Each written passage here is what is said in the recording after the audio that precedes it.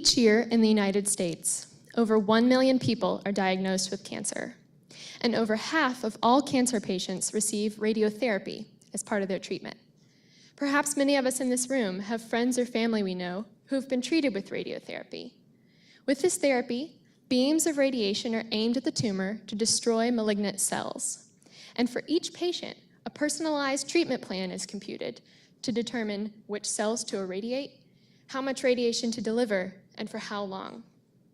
Radiotherapy is often very successful at reducing the size of the tumor, but a common problem is that many of the healthy cells around the tumor are damaged in the process. This can lead to painful side effects that really diminish a patient's quality of life. In my research, I use mathematics to minimize side effects for cancer patients receiving radiotherapy. I develop mathematical models and solve them using computational methods to determine the optimal radiation dose distribution that will irradiate the tumor but also avoid the healthy cells around the tumor. In current clinical treatments, the same dose distribution is delivered every day for X number of days. This is shown in the top row of the slide for a clinical liver case. The large structure outlined is the liver, and the smaller structure inside it is the tumor. On the top row, we see the same doses delivered on each day, and the tumor receives an appropriate amount of radiation, but we notice that the healthy tissues around the tumor also receive a lot of dose. In my research, I'm examining a technique in which we deliver different dose distributions on different days.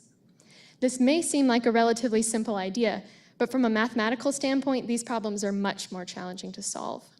They are of a much larger scale, and they have several mathematical properties that give them added complexity that the solvers in current treatment planning systems cannot handle. In my research, I've developed methods to find solutions to these more difficult problems, one of which is displayed in the bottom row of the slide.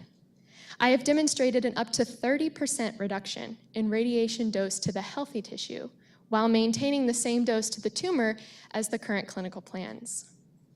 On the bottom row of the slide, we see the different dose distributions delivered on each day. And when we compare the totals on the far right, we see that both treatment plans have the same amount of dose delivered to the tumor, but the treatment plan on the bottom has less dose delivered to the healthy tissue. This research has exciting potential to improve radiation treatments for thousands of cancer patients. Using our mathematical models, we can minimize the amount of radiation delivered to the healthy tissues, thus reducing side effects and greatly improving the patient's quality of life. Thank you.